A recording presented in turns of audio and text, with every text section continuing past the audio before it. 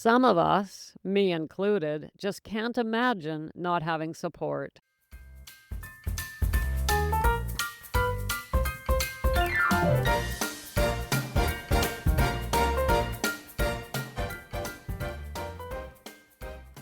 Hello, gals, and welcome to Sobriety Snippets for Ambitious Women Over 40, helping you put down the wine and pick up conscious, happy living. I'm Becca Jacobson, and this is what we call a snippet.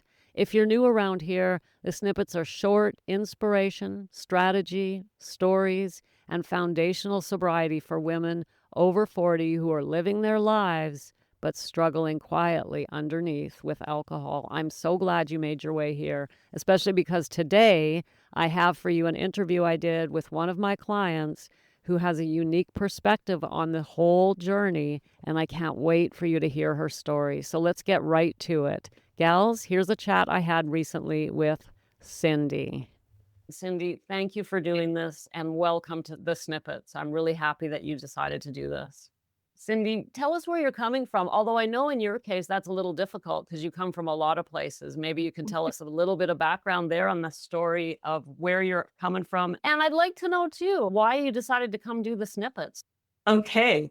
First, thank you for having me. I feel privileged and happy to be here and speaking with you in Snippet Land.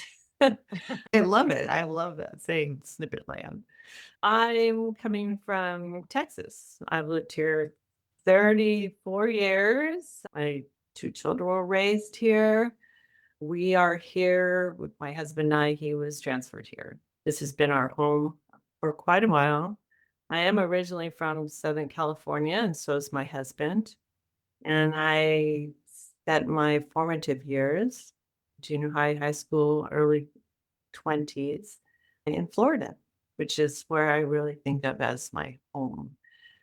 I've been retired with my husband. He's been retired 10 years. I haven't worked for 8. And we decided after retirement to just travel as much as we can with a motorhome. We visited national parks and we like to hike. We like to be outdoors. We love traveling. I remember because this is one of the things that really stuck out for me is you joined me in one of my challenges. I'll let you speak about that. But you were emailing me and saying, I'm in the motorhome park. I'm trying to follow along, but it's a little hard because I'm in, anyway, amazing place. And you sent me some pictures and it was a bit of a struggle to stay connected, but you did persevere. You did stay connected. And your story's not a straight line, is it? So, how about a little bit of background there? And I'd also like to know how the alcohol played into your motorhome lifestyle. What was going on there? Well, alcohol has always been there, right? It's societal. We drink for celebration, we drink when we're sad. For me, it was social anxiety for a while. I was always a busy person, but I was that person that would sit down in the evening after everybody else had gone to bed and drink more. One of those. and Sounds familiar. Sounds yeah, very familiar. There's a problem when that happens, right? Everybody yeah. else is done and you're still wanting more. That's a problem. Yeah, I mean, I get past 1, 2, and then I have no control. It's like, "Oh, this feels good. I like being here. I wanna stay here," and I would finish the whole bottle. But traveling and being around different people and different situations, I found it exhilarating to meet new people and talk to new people, but there was always the happy hour and just it did get kind of lonely in one respect for me, not being around a routine at home, even though it was lots of fun and I enjoyed it. And I do enjoy the outdoors. It's makes me feel like I'm in a sacred space, I guess, the outdoors. But it is kind of lonely also to do that. And it's challenging being around different people in different situations. And there's always alcohol, always. The motorhome lifestyle, is it true what they say? Lots of booze? Yeah, come visit me around the campfire. Yeah, exactly. Let's have a bourbon tonight. Let's yeah, it's a get together, visit with people. around a happy hour setting a lot of the time is how Yeah. it is. But it's fun. So I love the like-mindedness of the people in that community. So was it January? Was it Juicy January that you came into my yeah, well, it was, right? Tell me about your experience with Juicy January, please. As I say, it wasn't a straight line like most people's. No, it wasn't. Those years from like 2020 really on to last January were hard. I think they were emotionally hard on a lot of people. Family members were having a hard time. There were health issues going on with people I loved, including myself. I had to have a total hip replacement out of the blue. I'm like, what the hell is that about? Uh, and so in recovering from my own self and trying to help the people I loved around me, I just didn't do a very good job of it. I was drinking way too much to self-medicate, just way too much. January, I was in a really bad place. I was super depressed, super lonely in my motorhome in the middle of nowhere. No, I was in a bad place. And I decided I needed some help. I had tried, the I'll drink one or none, moderation does not work, does not work. So I just looked online. I was just looking for something that resonated with me that I could join, that I can be a part of. I realized I needed to be a part of something. I needed a community. And I found your snippets. I'm not even sure where I found them, but I downloaded several hours and put them in my ear. And I went on a hike all by myself. And I listened to you for a long time. I started with your Wow. I started with your first snippets, the first Wow. one, and then I jumped to the middle, and then I jumped to the end, and I laughed. You're so funny. I laughed and I cried and I connected with so many things you talked about. And I'm like, I love this woman. I need more of this. And I joined Juicy January, but it was the middle of January by then. So I jumped in halfway through. So and that was difficult. February, I decided just to do it by myself. That didn't work very well, you know. Right. I remember Oh, that now. Yeah. I even partnered up with somebody else from the group that also wanted to start over. She didn't do very well. Neither of us did very well. And I'm like, I need to talk to you. But then I was traveling. I'll be back this day. I'll be back that day. And finally, we connected, what, the end of March, I Yeah. believe. We I finally know. had our call. Yeah.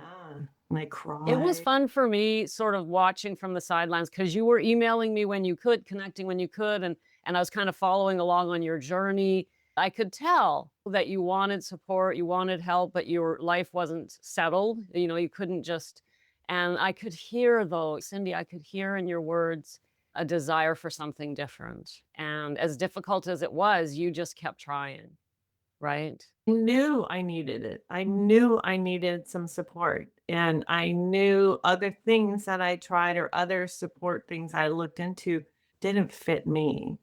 And the fact that this was a group of women, all older, I'm 67, just resonated with me that might find a connection there.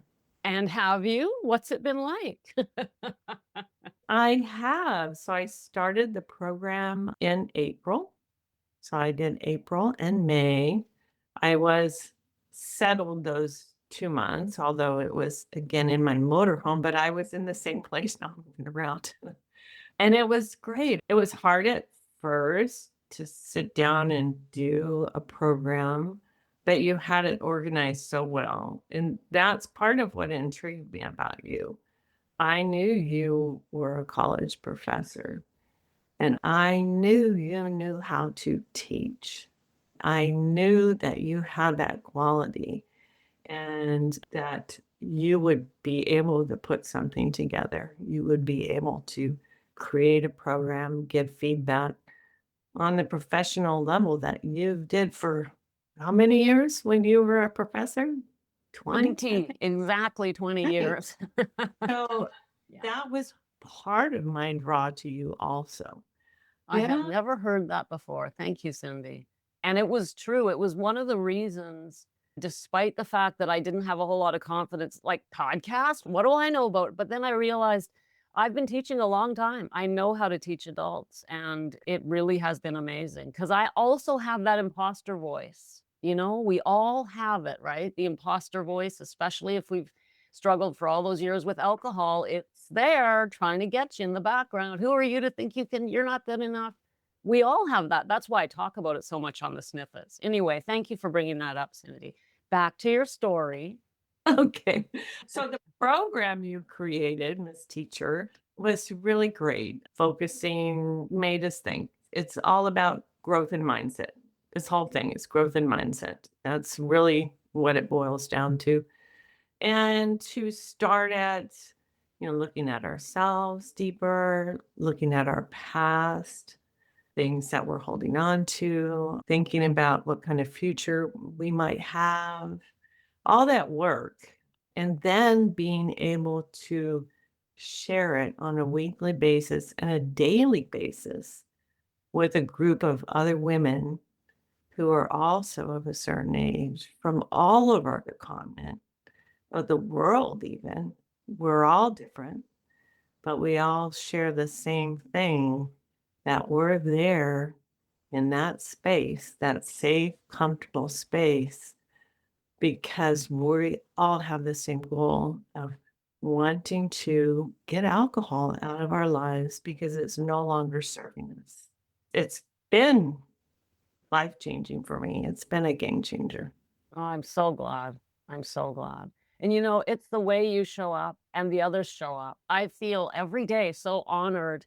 When you talk about the group, by the way, for the listeners, there's about 20 women. That's it. So you're not lost in a group of 100. And I know each of you and you know each other and you show up for each other. And I sometimes sit back and look and I just thank God. I literally do. I'm just like, thank you for sending me these amazing women, right?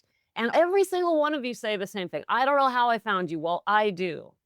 When we're ready, the right person will come along to help us. And that happens all the time. I don't know where you came from, but it's been a life changer. It's a prayer. You sent a prayer up, the prayer gets answered. And that works both ways, right? My prayer was send me women I can help. And here you are, right? So it's That's divinely inspired.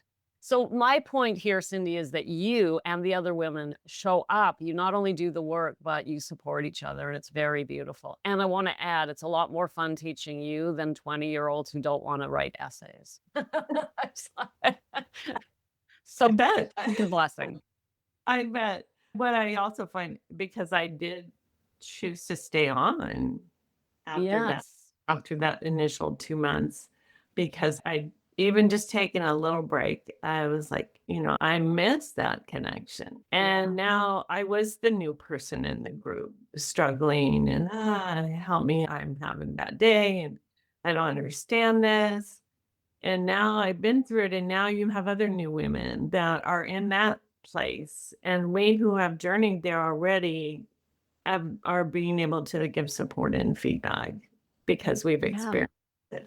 And it's such a great thing. It really, really is. It is, and I believe it's more helpful to the new women to have you, maybe you're a couple 3 months sobriety, and the other women's for whatever. Than I mean, I'm there, but I'm going on 7 years. And I talked about this in one of the snippets that they would send me off to the 12-step meetings, and I'd walk in the door, and some woman would say, "Hi, I'm so and so, and I've been sober 30 years." And it would piss me off. Like, who the hell are you? You don't even remember what it feels like to have a drink, let alone hungover. Like, it just annoyed me. They're too far gone. If you haven't had a drink in 30 years, first of all, what the hell are you doing here? Why are you here? But anyway, so it's so beautiful to watch you women, the way you support each other. And that's why I put you in together. The new women come in and it's women like you who step up for them because somebody was there ahead of you stepping up for you. And And it's just so beautiful. How does it feel for you supportive in the group? What's that like? Oh, it is very comfortable for me. Yeah, it feels good to give the feedback because I appreciated it, the feedback when I was at the beginning too. And I'm what, 3.5 months? That's not very far. I'm still very raw on a lot of things. When I get dumped into a new environment, a new situation, I kind of have to find a new pattern, how I'm going to navigate that. Tell me about your decision to stay on. So the foundational program is 8 weeks. What happened after that for you? I wanted to continue. I couldn't imagine not having this support group to talk with on a Right. daily basis or on our weekly Zoom and seeing everyone's faces. I missed at one point like 3 in a row. I was traveling to California to visit my mom, and I did not realize until I finally got back on Zoom how much I missed seeing everybody and interacting with everybody face to face, not just in our daily WhatsApp Yeah. thing. Cindy, that is so important. I'm a big believer in coaching. I have a coach. I've had one now 3 years. I've been through a few. I finally found one I'm settled with. It's the same. It doesn't matter where we get to, we need a mirror. We need someone else in our life, and it's not the same as therapy. It's just such a beautiful relationship that the fact that almost all of you stay longer, the initial invitation is 8 weeks. Then I invite you to stay either another 3 months or 6 months or a year. Some stay a year. And that's why. Because it's not like they're, okay, I'm good, I'm done now. Not if we want to grow, right? It's So, continuous. It's a continuous growth, and I love hearing from the women that have been there 6 months or more. I love their stories, and it helps me keep going, and it honestly does get easier every day. it does. Does, and even just the last 2 weeks for me have been a lot easier as far as letting go and not thinking about alcohol being a part of my life anymore. 2 weeks. See? Just You kinda want like 3.5 months. yeah. We think we've gotten to some point, but there's always more.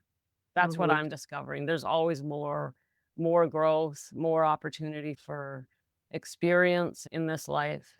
And I am determined that we make it the best era of our lives, all of us. I 100% agree, and you might find this funny, but I heard an interview with Jane Fonda several years ago, and they asked her, "I heard you stop drinking your martinis. You loved your martinis."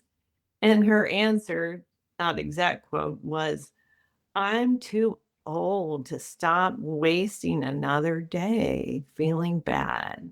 Wow. That just resonated with me so much, and because I was sick and tired of being sick and tired, and I'm That's beautiful. 67. I don't have days that I wanna be sick and tired anymore. I wanna enjoy my days that I have Yeah. left. It's a Mm, funny thing about human nature. It's like, I'm 67 or but even if you're 40, you don't have a day to waste. And when I think back of all I wasted my 30s, my 40s, because I didn't quit drinking till my 50s. Those are wasted days. So even for younger women, why, right? But for some reason, that seems to be the way God set it up, that we doesn't really hit us till we hit a certain age and we realize, wait a minute, I don't have forever here. I better make a move. there's an end game. Even when you're 40, you still feel like you're gonna live forever, but yeah, you hit a certain point where you're like, "Oh, wait a minute, the end is closer than the beginning all of a sudden." Yeah. Oh, it's good. Every moment we experience is worth experiencing. So, Cindy, what would you say to any woman out there listening in Snippet Land who's been sitting back hesitating and wondering what to do? What is Cindy's advice? My advice, put your own health and well-being first. Have to put yourself first. You cannot be there for others in your life and help them if they need help if you are not taking care of yourself first. And when you take care of yourself first, then you're able to give with more of an open heart to others around you because you fell at peace with yourself. And that shows, and you can share that with other people and the people you love, especially. That's beautiful, Cindy. And I'm always harping on that here in Snippetland because we are givers and we put ourselves on the back burner, and that's not acceptable behavior around here. I'm just like, you count, you're important. And if you don't look after yourself, you really can't show up for others. We think we are, but, and if you don't love yourself, and that's one of the biggest challenges is learning to love and forgive ourselves, but it's all part of the growth process. So, that is a beautiful piece of advice. I'm glad you chose that to put out there because I know there's a lot of women that think, yeah, yeah, but I'll get around to it. You put it off and you just stop taking care of yourself because you're so busy, you have to take care of everybody else and their feelings and whatever's going on with their health. And you just let yourself slide, which is what I did. For 4 years, I just let myself slide till to where I was like numb and not even a person anymore. And I had to say, stop. Enough is enough. I have to take care of me first. Did you have any pushback from anyone in your life on that? Because a lot of us think that we're going to, most of us don't. No, I actually, slowly I've talked to some family and then some close friends, and everybody was great. And my husband has been very supportive with me also. And he does still drink, but not as much. He's become more aware of it also. So it's all good. Yeah, you think like I've been hiding all this and, they're like, well, we didn't think you had a problem. Oh, because I drank the second half of the bottle at night by myself or another one. So you're outwardly functional, right? I was very busy. I was very active. I worked, I volunteered, I did all these things. But at home in the evening, I couldn't stop at one or two. When I would Right. That was harder as I got older because I felt like I wasn't metabolizing it as well either. I was sicker on less, right? Yeah. I was more Yes. sick on less alcohol. Like, I Yeah. used to be able to drink this whole bottle and go to work. No. Yeah. Yeah. That's right. Body's not the same. No, no, Yeah, no. you just mentioned one of the dangers as well is people will say to us, "Oh, you don't have a problem. What's the deal here?" And that's when we need support to stand our ground. And we don't have to talk them into believing we have a problem. We just need them to understand that we're making some choices for ourselves that are right for us. They don't need to get it. But that moment in time can be dangerous if it's a good friend or even a partner saying, "What's the deal? You're fine." Yeah. Right? So, yeah. Well, and I mean, then some of them were like, "Oh gosh, well, I never knew that," or, they didn't know because it was hidden, right? Yeah. And we don't have to tell everyone anyway. We can quit Yeah. drinking for our health or yeah. Yeah. Well, one last question. Yeah. What would you say to anyone who's trying to decide whether they should get help or not? What should they do? You should do it. You should do it when you're ready. You'll know when it's time. You will find that the other things you've tried just aren't working anymore. I mean, I did. I tried one or none. Yeah. One or none. It was such a joke. Wonderful. It really was. In retrospect, it was like, that was really silly. But jump on board because it really is a safe space. It's a safe Yeah. and nurturing space. It's you're not going out to some meeting somewhere with random people. You're doing it in your own space, in your own home with these other women, which I think is incredible. And there's so much that you're going to get out of it. I think more importantly than whether they join me or someone else, we need help, right? Right. And I always say on the snippets, do a little research, find a path that resonates with your heart and grab onto it like a life raft and do it. But it just so happens that I'm the best. And so I don't know why you would go anywhere else, but whatever. I can live with that. Get help. Don't suffer alone, right?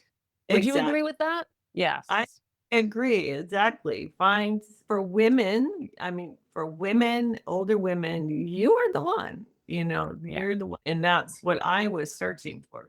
I didn't want to go somewhere. There were a bunch of men, a bunch of young people.